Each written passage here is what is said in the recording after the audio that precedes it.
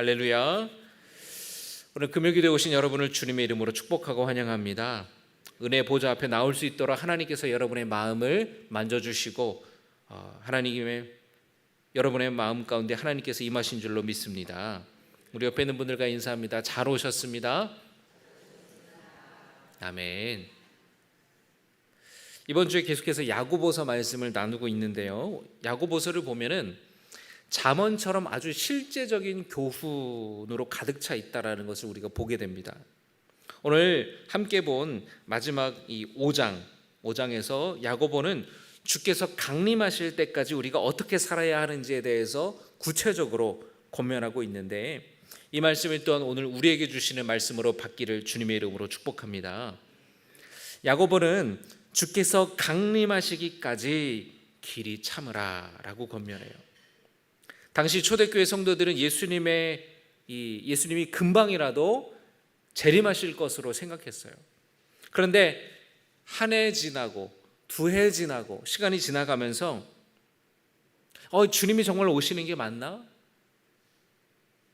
교회와 성도들을 향한 핍박이 계속되고 세상의 악한 사람들이 형통하는 모습을 보면서 성도들이 낙심하기 시작했어요.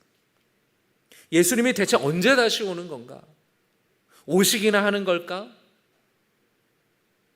낙심했고 불안했고 흔들렸어요.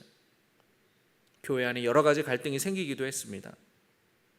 그래서 사도 바울도 바울이 쓴 편지를 보면은 데살로니가서를 보면은 주님의 그 다시 오심, 주님의 강림하심에 대해서 강조하고, 그때에 죽은 자들이 다시 주님의 은혜에 의해서 들려오려게 될 것이라고. 막 먼저 죽어가는 성도들이 있으니까 주님 다시 오실 때에 이 사람들, 먼저 세상 떠난 사람들은 어떻게 되는 건가? 불행하는 사람들이 있었거든요. 야고보도 5장에서 그렇게 말씀합니다. 자, 그런데 야고보서 5장 1절에서 6절까지의 말씀을 보면은요, 오늘 7절부터 보았지만 6절까지의 말씀을 보면은 부자들에 대한 심판의 말씀을 전하고 있습니다.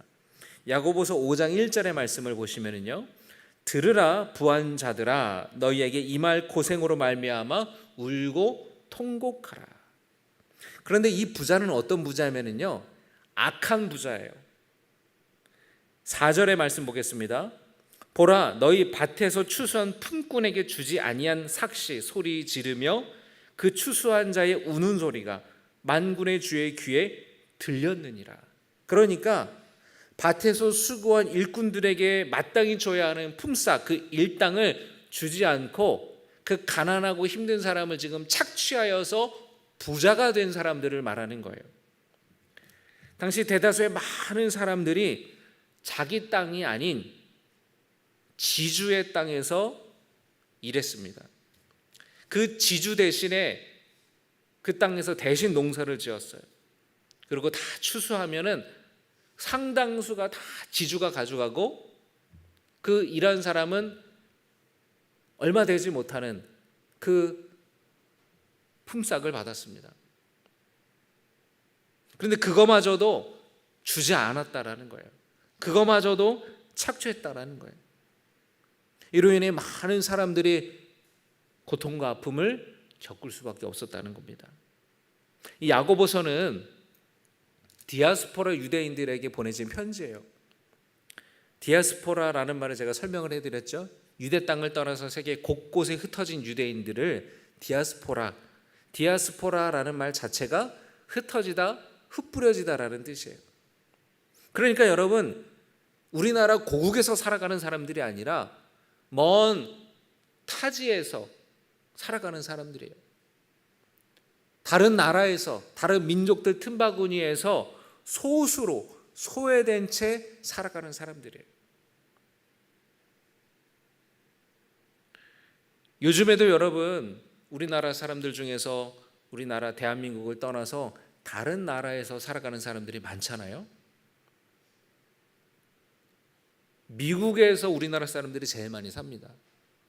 그래서 미국을 보면은 이제 우리나라 사람들이 먼저 이민 간 사람들, 저희 작은 할아버지도 이제 미국으로 이민 가서 목회를 하시고, 그때 다 형제들을 초청해가지고 다 친가 식구들 어른들이 다 미국에서 지금 살고 있거든요. 그래서 그곳에서 이제 자리를 잡고 이민 2세, 이민 3세 그래가지고 그곳에서 어느 정도 부도 거두고 어느 정도 지위에 올라서 잘 사는 사람들도 많아졌어요. 목사님들도 그래요. 미국에 많은 목사님들이 가서 미국인 교회에서 목회를 하고 또 이민 한인들 있는 모인 교회에서도 목회를 합니다. 그런데 그렇게 오랫동안 살았어도 여전히 인종차별을 당한다는 거예요. 여전히 미국 주류 사회에 들어가지 못한다는 거예요.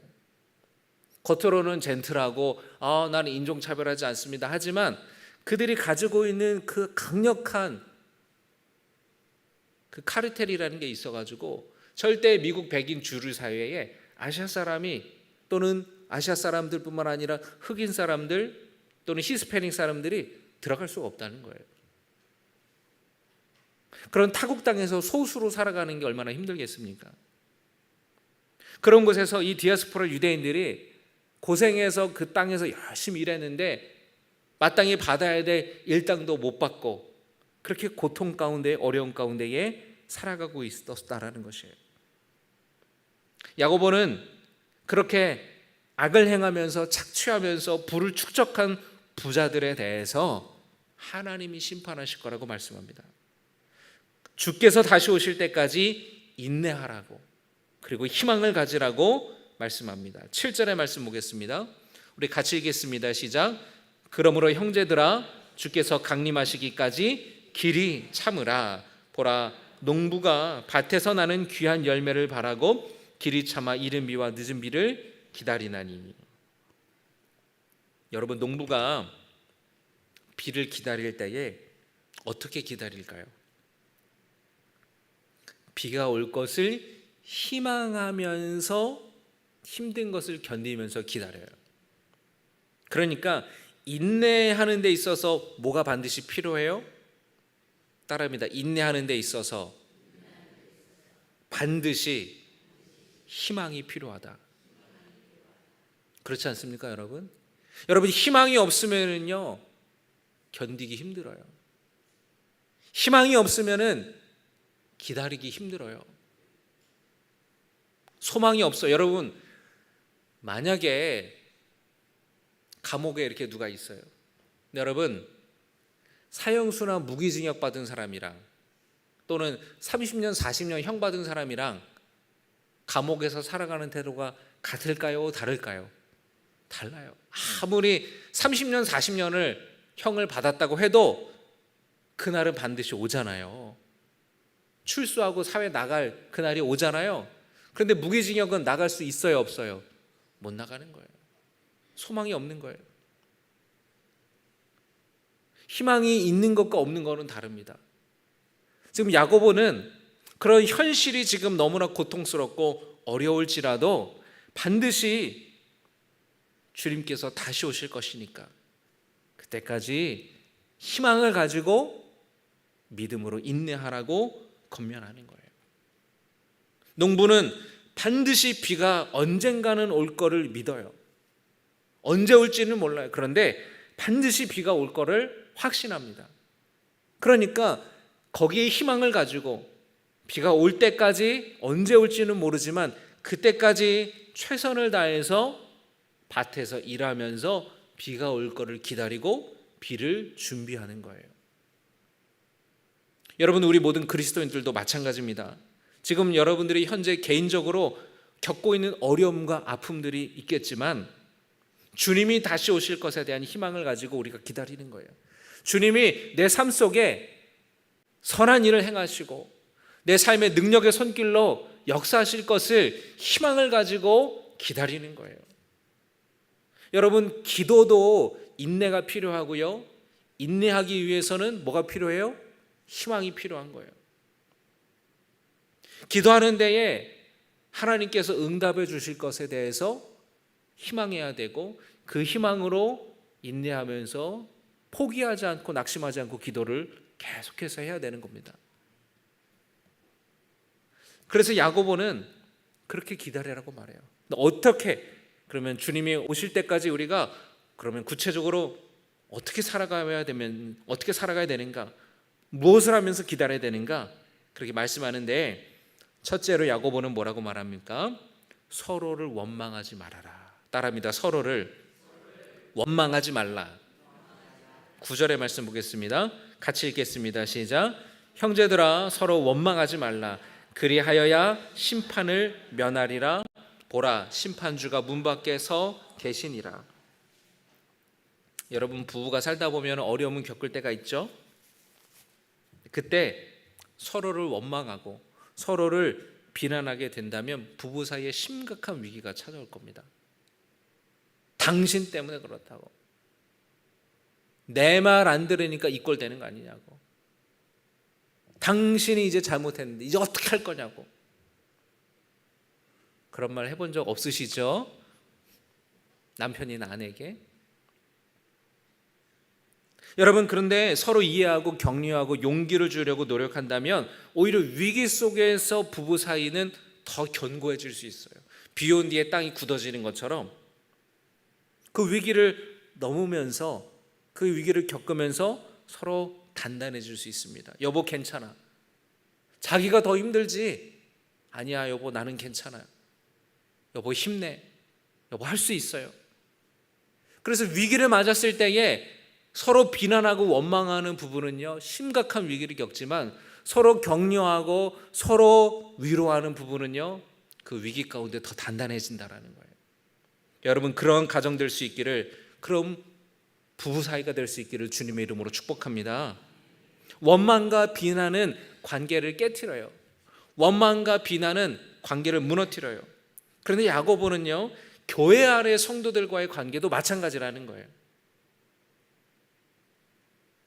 교회 안에 어떤 위기가 찾아올 수 있어요. 핍박과 박해로 성도들 사이에 초대교회에 어떤 불편한 문제도 있을 수 있었겠죠. 그럴 때 원망하지 말라는 거예요. 우리가 신앙생활하는데도 마찬가지입니다. 심지어 야고보는 그래야 심판을 면할 수 있다고까지 말씀해요. 무슨 뜻입니까, 여러분? 서로 원망하고 상대를 비난하고 상대에 대해서 판단한다면 누구의 심판을 받게 된다라는 거예요? 하나님의 심판을 받게 된다는 거예요. 그렇게 하나님의 심판을 받은 사람들이 실제로 있지 않습니까? 이스라엘 백성들이 먹을 것이 없다고, 마실 것이 없다고 모세와 하나님을 원망하고 비난했을 때에 하나님이 참고 또 참으셨어요. 그러다가 하나님이 여러 차례 징계하셨습니다. 때로는 불뱀으로 징계하셨고. 그런데 그렇게 광야를 지나서 적과 꿀이는 약속의 땅에, 드디어 약속의 땅을 눈앞에 두고 있을 때였어요. 가나안 땅을 눈앞에 두고 40일 동안 땅을 돌아본 정탐꾼들이 돌아와서 보고를 하기 시작하는데, 12명의 정탐꾼 중에서 단 2명, 여호수아와 갈렙만 빼고 나머지 10명의 정탐꾼들이 부정적인 보고를 하는 겁니다. 그런데 그들이 보고하는 거가 그냥 자기네들의 보고 온 거를 보고하면 되잖아요. 객관적인 사실만 보고하면 되잖아요. 정말 땅이 좋았습니다. 정말 기름집니다. 뭘 심어도 30배, 60배, 100배가 열매 맺히고 사람이 살기에 너무너무 좋은 곳이에요. 객관적인 것만 얘기하면 되잖아요. 그런데 10명의 정탐꾼들은 거기에 해석을 해요. 해석. 부정적인 해석을 하는 겁니다. 우리는 우리 스스로 보기에도 메뚜기 같은 존재들입니다. 저 사람들에 비하면. 저 사람들이 우리를 볼 때는 뭘로 보겠습니까? 절대 저 땅을 우리가 차지할 수 없습니다. 들어가면 우리 다 죽어요. 10명이 부정적인 보고를 해요. 여호수아와 갈렙만은 긍정적인 보고를 합니다. 왜? 하나님의 약속을 믿었기 때문에. 백성들은 여러분 10명의 보고에 사람들의 마음이 동요하기 시작해요. 그래서 모세를 원망하고 하나님을 원망하고, 우리 여기서 죽게 하려고 지금 애굽에서 여기까지 지금 고생시키면서 데리고 온 거냐고. 여러분, 그들에게 하나님이 진노하셨고 하나님이 그들을 심판하셨어요. 원망하고 비난했던 그들은 약속의 땅 가나안 땅에 들어가지 못했어요. 40년을 광야에서 살다가 죽었습니다. 가나안 땅에 들어간 사람들은 그러면 누구예요? 그들의 자녀들, 그들의 후손들, 다음 세대, 모세의 세대가 아니에요, 여러분. 그 다음에 여호수아 세대의 약속의 땅으로 들어간 거예요. 그러니까 출애굽했던 그 세대는요, 가나안 땅에 못 들어갔어요. 하나님을 원망하고 비난하다가 하나님의 심판을 받게 됐다라는 겁니다.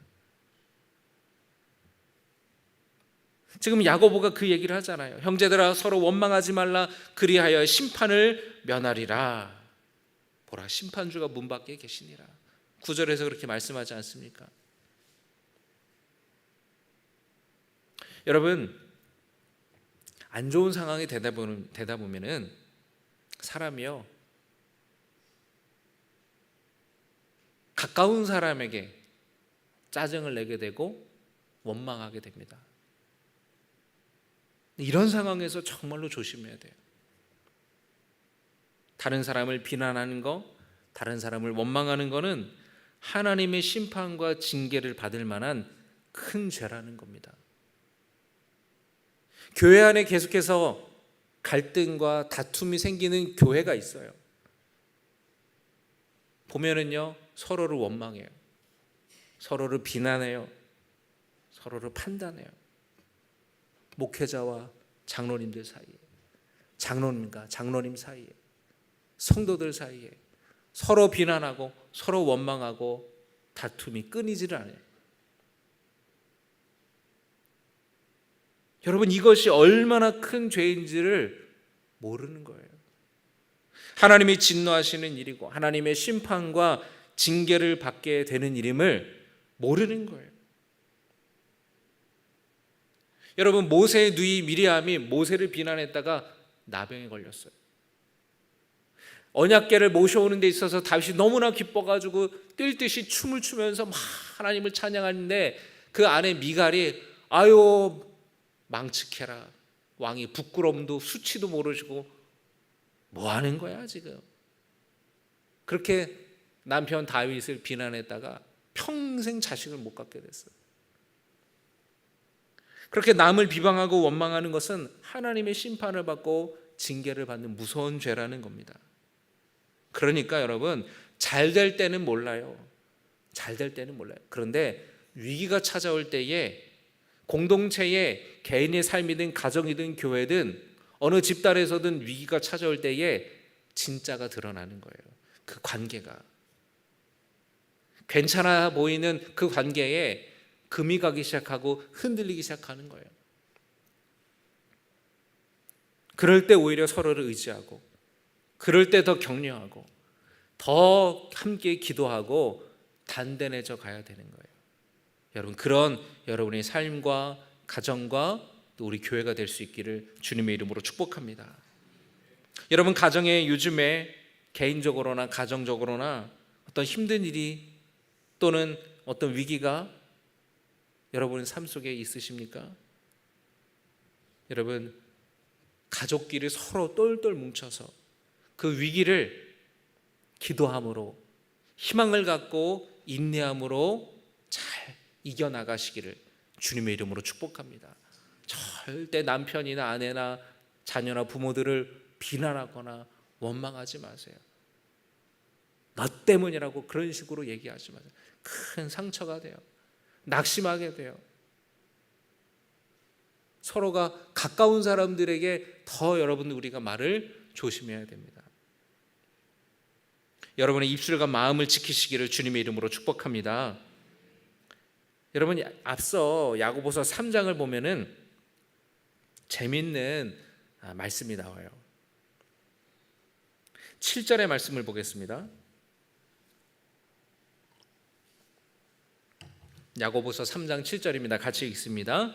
여러 종류의 짐승과 새와 벌레와 바다의 생물은 다 사람이 길들일 수 있고 길들여 왔거니와. 8절입니다. 혀는 능히 길들일 사람이 없나니 쉬지 아니하는 악이요 죽이는 독이 가득한 것이라. 아멘. 야고보는 사람이 벌레도 길들이고 동물도 길들여 왔지만 뭐는 못 길들였어요? 혀. 사람의 혀는 길들이지 못했다는 거예요. 그래서 한 입으로는 찬송하고 한 입으로는 저주한다는 거예요. 이 모순적인 일이 우리 입에서 벌어진다라는 거예요. 여러분 7절의 말씀 보면은 여러 짐승을 다 길들였대요. 새도 길들이고. 여러분 그 개 훈련하는 강용욱 씨 여러분 들어보셨죠? 이 문제 행동의 개를 훈련하는데 길들이는데 아주 탁월해요. 그래서 방송에도 많이 출연을 했습니다. 몇 해 전에 제가 용인 시청에 갔다가 거기 사람들이 모여가지고 막 무슨 강연을 듣는 거예요. 보니까 강용욱 씨가 와가지고 그 강연을 하더라고요. 사람들이 많이 와서 들었어요. 아, 여러분 보세요. 개를 길들이는데 대단해요. 말썽 피우는 개가 그 앞에서는 꼬리 내리고 얌전히 있어요. 막 난폭한 개가 온순해져요. 잠깐이 아니라 그렇게 길들이는 거예요. 여러분 에버랜드 혹시 가보셨어요? 에버랜드에 가면은요 새가 날아다니는데 탁 그 훈련사에 의해서 신호에 따라서 새가 막 날아다니는 새 쇼를 합니다. 얼마나 대단한지 몰라요. 그런데 여러분 7절에 보니까 벌레를 사람이 길들일 수 있다고 그러는데 벌레를 길들이는 걸 제가 본 적이 없어가지고 그 야고보가 살았던 시대에 벌레를 길들이는 그런 훈련사도 있었나 봐요. 아, 참. 그런데 사람의 혀는 길들일 수가 없다는 거예요. 9절의 말씀 봅니다. 야고보서 3장 9절. 이것으로 우리가 주 아버지를 찬송하고 또 이것으로 하나님의 형상대로 지음받은 사람을 저주하나니. 10절에 같이 읽겠습니다. 한 입에서 찬송과 저주가 나오는도다.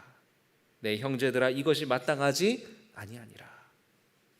어떻게 한 입에서 하나님을 찬송하고 또 저주할 수 있을까? 여러분 교회에서는 분명히 찬양해요. 분명히 할렐루야 하고 하나님을 찬양하는데 뒤돌아서는 다른 성도들을 저주하고 비난하고 가족들에게 원망하고 그럴 수도 있다는 거예요. 그래서 여러분 정말 그렇지 않나요? 우리의 혀를 조심해야 된다는 거예요. 사람을 여러분 말로 죽인다는 거예요. 말로. 혀로 죽인다라는 거예요. 바라기는 여러분 우리 하는 말들이 축복의 말, 선한 말, 칭찬하는 말, 격려하는 말, 사랑하는 말이 될 수 있기를 주님의 이름으로 축복합니다.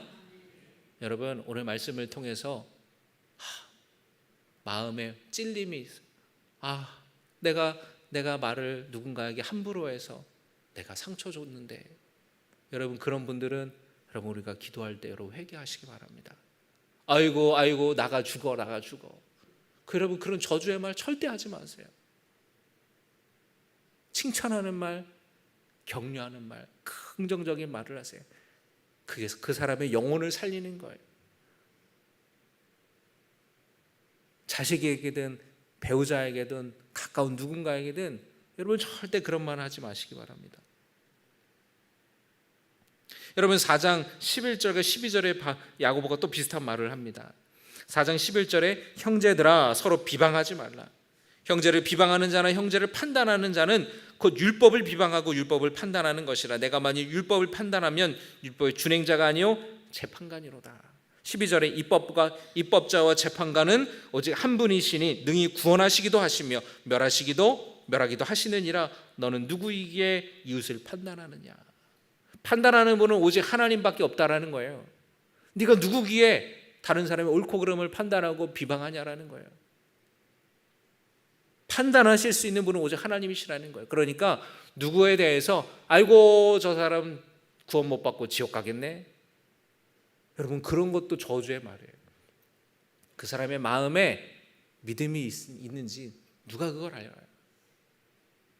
절대로 여러분 남을 원망하고 비난하지 않기를 바라요. 두 번째로 야고보는 뭐라고 말합니까? 따라합니다. 서로를 위해 기도하라. 16절의 말씀 야고보서 5장 16절입니다. 같이 읽겠습니다. 그러므로 너희 죄를 서로 고백하며 병이 낫기를 위하여 서로 기도하라. 의인의 간구는 역사하는 힘이 큼이니라. 할렐루야. 너희 죄를 서로 고백하라 라는 말은 여러분 신뢰할 수 있는 관계 안에서만 할 수 있는 거예요. 내가 이번 주에 이런 죄를 저질렀다. 내가 이런 거에 넘어졌다. 내가 이런 부분에 연약하다. 신뢰할 수 있는 관계 안에서만 할 수 있는 말이잖아요. 내 연약한 부분을 내어보일 수 있을 정도로 그렇게 서로를 신뢰하라는 거예요. 만약에 여러분 내가 어떤 말을 했는데 그 사람이 듣고 뒤에 가서 나를 뒷담화하거나 비난하고 소문이 나면 절대 그런 말 못하겠죠. 그런 관계는 신뢰할 수 있는 관계가 아닌 거예요. 여러분 속회나 기도 모임에서 나눈 얘기들을 여러분 철저하게 비밀을 지키시기 바라요. 야고보는 뭐라고 말합니까? 병 낫기를 위해 서로 기도하라.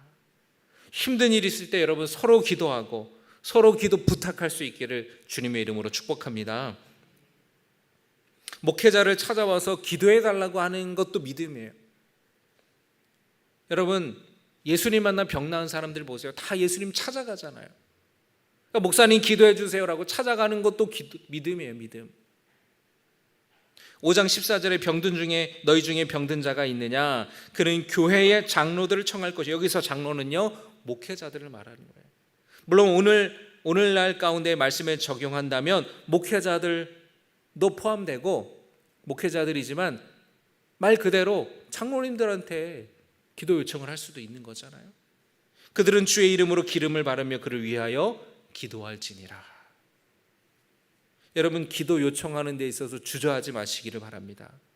예배 후에 제가 기도해 달라고 하는 성도님들이 계세요.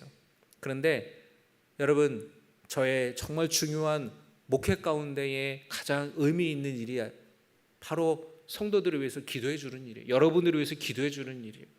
그러니까 목사님 바쁘신데 내가 시간을 뺏는 거 아니야. 여러분 그러지 마시고 여러분 어떤 일이 있을 때에 여러분 얼마든지 기도 요청하시기 바라요.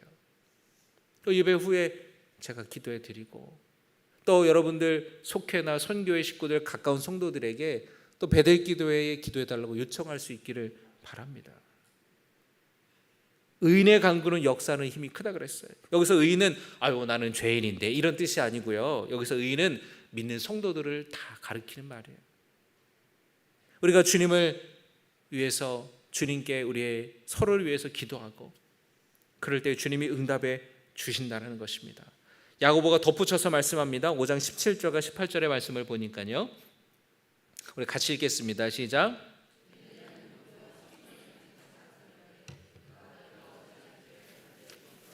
(3년 6개월) 동안 땅에 비가 오지 아니하고 다시 기도하니 하늘이 비를 주고 땅이 열매를 맺었느니라. 엘리야의 얘기를 왜 해요? 여러분 북이스라엘의 아합 왕이 아주 악한 왕이었잖아요. 우상 숭배하고. 그때 선지자가 엘리야 선지자였습니다. 하나님이 아합 왕이 우상 숭배하고 너무나 악한 왕이었기 때문에 진노하셔서 비를 내리지 않으셨어요. 엘리야가 기도했어요. 그래서 하나님이 비를 멈추셨고 나중에 기도했을 때에 하나님이 다시 비를 내리셨는데 여러분 이 엘리야는 이스라엘 유대인들이 생각하는 가장 위대한 능력 있는 선지자예요. 엘리야가 많이 등장하잖아요 성경에. 그런데 사람들이 생각할 때는 와 엘리야 선지자 대단해. 기도하면 막 비가 왔다가도 비가 안 왔다가도 불이 임하기도 하고. 그런데 야고보가 뭐라고 얘기합니까? 엘리야가 특별한 사람이라서 특별한 능력이 있어서 그런 게 아니다. 엘리야나 나나 똑같은 사람이다라는 거예요. 하나님을 경외하고 믿음을 가진 사람이라면 누구라도 간절히 기도할 때에 하나님이 어떻게 하신다고요? 응답하신다라는 거예요. 할렐루야. 그러니까 서로를 위해서 기도하라는 거예요. 병 낫기를 위해 기도하고 문제 해결받을 수 있도록 같이 기도하라는 거예요. 그러면 하나님께서 그 간절한 기도를 들으시고 응답해 주신다라는 거예요. 이번 주에도 우리 베델 기도에서 열심으로 기도하고 있는데요. 여러분 중보 기도의 능력이 있음을 믿으시기 바랍니다. 오늘 아까 낮에 감리교 본부에서 100년 기도 운동을 담당하는 목사님이 찾아오셨어요.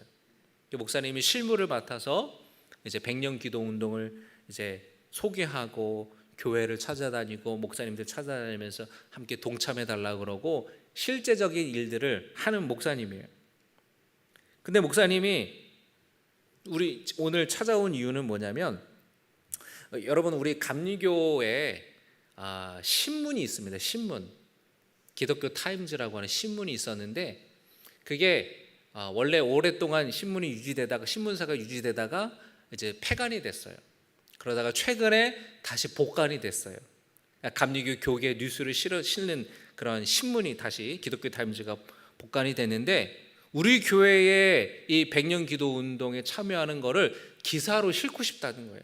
그래서 그 내용을 어떻게 이제 베델 기도회가 어떤 기도회인지, 어떻게 기도하고 있는지 이제 인터뷰하려고 찾아온 거예요. 그래서 제가 교회 연역을 찾아보니까 베델 기도회가 언제 시작됐냐면요, 아는 분 있으세요? 91년도에 교회 건축 부지를 마련하기 위해서 100일 기도를 시작을 했어요. 그때 베델 기도회가 시작됐어요. 91년도에. 그러니까 여러분 35년 된 거예요. 그렇게 베델 기도회가 시작이 됐고,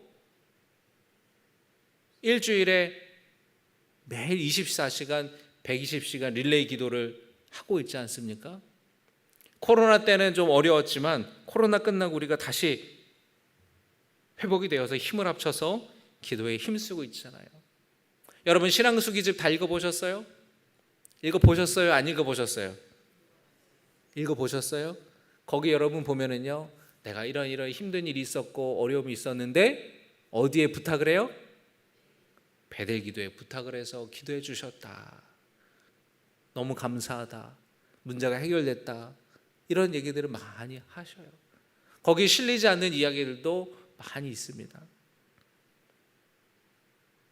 여러분 우리가 함께 힘을 합쳐서 다른 사람을 위해 기도하고 힘쓸 때에 하나님께서 은혜를 주시고 성령께서 역사하신다라는 것을 우리가 함께 믿음으로 고백하기를 원해요. 여러분 우리가 기도할 때에 기도의 능력을 경험하게 됩니다. 기도할 때에 기도의 응답을 경험하게 돼요. 여러분 기도로 서로를 위해 기도하고 격려할 수 있고 위로할 수 있기를 주님의 이름으로 축복합니다. 다음 주에 우리가 기도 컨퍼런스 2박 3일 다녀오는데, 우리 함께 가는 우리 성도님들 가운데에 놀라운 하나님의 응답과 기도의 역사가 나타나고 뜨겁게 기도의 불이 회복될 수 있기를 주님의 이름으로 축복합니다. 기도하지 않으면 우리 삶 가운데에 주님께서 역사하실 수 없어요. 우리 모든 성도들이 기도에 힘쓰고 무엇보다 중보하는 기도에, 다른 사람을 위해 하는 기도에 힘쓸 수 있기를, 그래서 우리가 기도로 연결되고 기도로 하나 되고 한마음 될 수 있기를 주님의 이름으로 축복합니다. 야고보는 세 번째로 진리를 떠난 자를 사망에서 구원하라 라고 말씀합니다. 따라합니다. 진리를 떠난 자를 사망에서 구원하라. 여러분 주변에 주님께로 돌아와야 되는 사람이 많지 않습니까? 19절의 말씀에 내 형제들아 너희 중에 미혹되어 진리를 떠난 자, 예수 믿다가 안 믿게 된 사람들이잖아요. 너희 중에 한때 예수 믿었는데 지금은 신앙생활 안 하는 사람들 있지 않습니까? 언제부턴가 믿음에서 멀어지고 예배 자리에서 멀어지는 사람들, 그들을 다시 돌아오게 하라는 거예요. 20절에 죄인을 미혹된 길에서 돌아서게 하는 자가 그의 영혼을 사망에서 구원할 것이며, 그 영혼을 구원하라는 거예요. 코로나19가 끝나고 나서도 여러분은 여전히 우리 교회에 돌아오지 않는 성도들이 아직 있어요. 여러분 누군지 아시죠? 최근에 연락해 보셨습니까? 교회 나오라고, 어떻게 지내느냐고. 그렇게 여러분 찾아가서 기도하고 권면하고 신앙생활 잘 회복할 수 있도록 여러분 우리가 기도하고 그렇게 진리를 떠난 자를 구원할 수 있기를 주님의 이름으로 축복합니다. 한 번 권면한다고 오지 않을 거예요. 그러나 두 번, 세 번 마음이 열 때까지 우리가 기도하면서 찾아가고 복음 전할 때에 성령께서 그 사람의 마음을 만져주시고 회복시켜 주실 줄로 믿습니다. 여러분, 주님께서 다시 오실 때까지 야고보는 그렇게 희망을 가지고 기다리라고 말해요. 서로를 위해 기도하고 서로를 위해서 잃어버린 영혼들을 돌아오게 하는, 원망하고 비난하지 않고 그렇게 살아가라고 권면합니다. 이 야고보의 권면을 우리가 마음에 새기며 살아갈 수 있는 우리 모두 될 수 있기를 축복합니다.